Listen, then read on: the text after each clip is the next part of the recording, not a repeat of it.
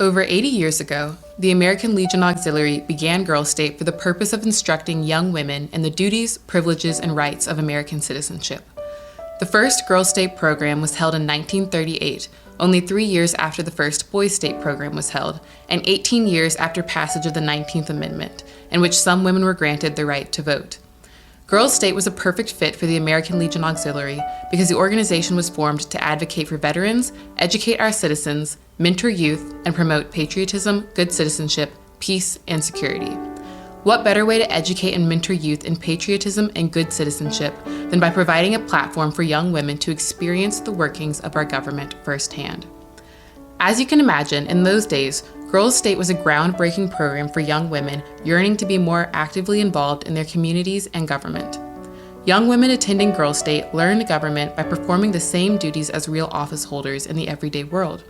By 1949, all states in the continental U.S. were holding annual sessions of Girls State. Hawaii, the last state to join, held its first session in 1961. The first session of Texas Bluebonnet Girls State was held in 1941 at Baylor University in Waco. 94 young women from across the state of Texas attended that first session. The program was suspended during World War II, but resumed with the 1947 session held in Austin at the Texas School for the Blind. Annual sessions were held in Austin until 1970, when the Texas Girls State program moved to Texas Lutheran University in Seguin. The number of young women attending the program has grown from the first 94 to almost 600 a year. A trailblazing female in Texas government began to mold Texas Girls State into the leading program in the country when she became director in 1952.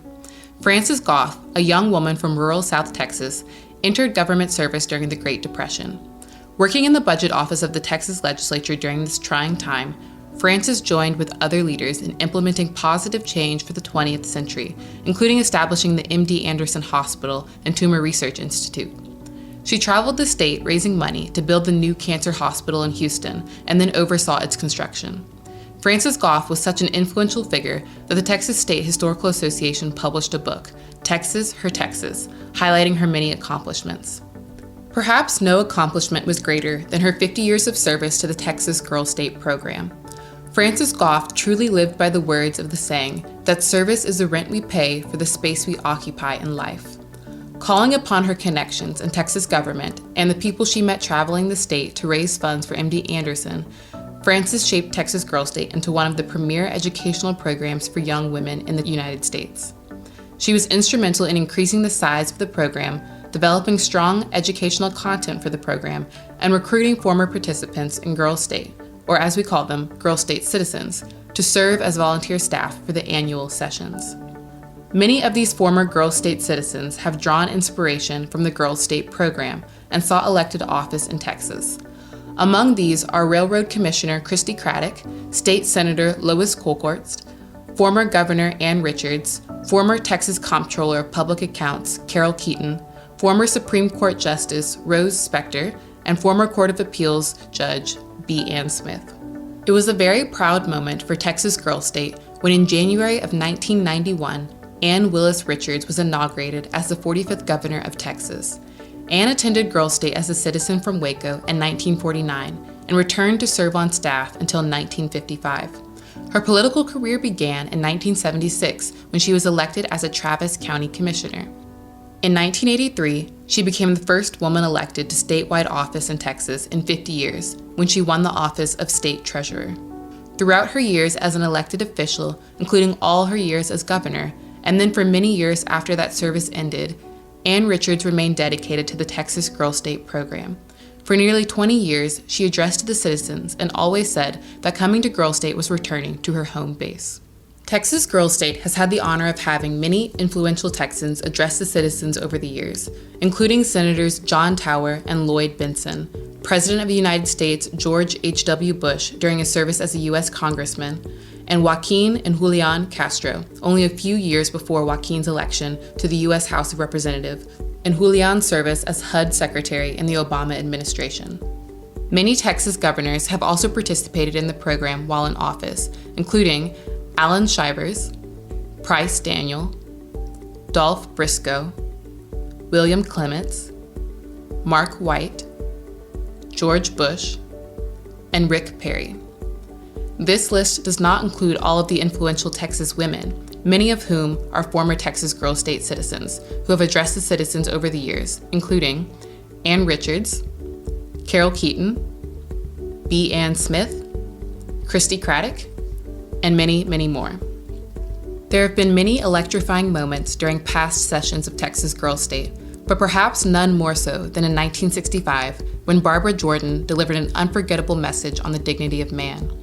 After that first visit to Texas Girl State, she went on to become the first African-American woman since Reconstruction to be elected to the Texas Senate, and the first African-American woman from the South to be elected to the United States House of Representatives. For many years, she continued to participate in Texas Girl State. Another unforgettable moment was 1969 when former President Lyndon Johnson and Mrs. Johnson visited Texas Girl State.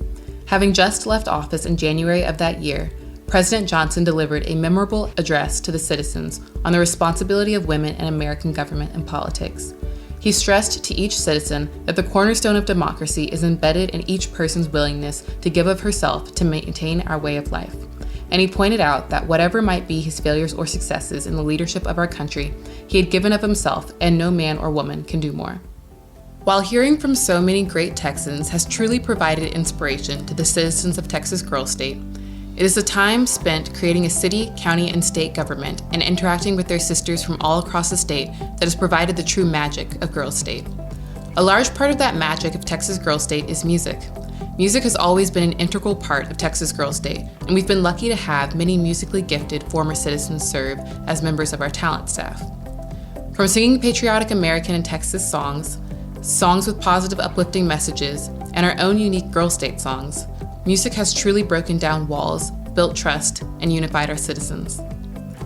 And speaking of staff, Texas Girl State has been fortunate to have hundreds of former citizens return to Girl State as counselors, education staff members, and administrative staff. From 12 women in that first session in 1941, the staff today is comprised of almost 100 outstanding women who volunteer their time to give back to the program. And while most of the women who serve on the Girl State staff are close in age to the citizens, because as Francis Goff liked to say, it takes youth to lead youth, there are women who have participated faithfully in the program for over 50 years. Texas Girl State owes much to these former citizens and to the members of the American Legion Auxiliary who sponsor the program and serve alongside our former citizens as staff. Women like Francis Goff and the many that have followed her have set an example in leadership for the thousands of girls who have attended Texas Girl State. They truly embody the guiding principle of the mission of the American Legion Auxiliary and the spirit of service, not self. During their days spent at Girl State, the young women of Texas learned to use their voices in the House of Representatives and Senate, run for elected office, participate in their own Girl State political parties, and bring our city, county, and state government to life. But most importantly, these young women from all over our state, from diverse backgrounds, come together to form a state which should be the model for all states. As we sing in our Girl State song, we are the future builders, builders in a band, and we come from Girl State, the best state in the land.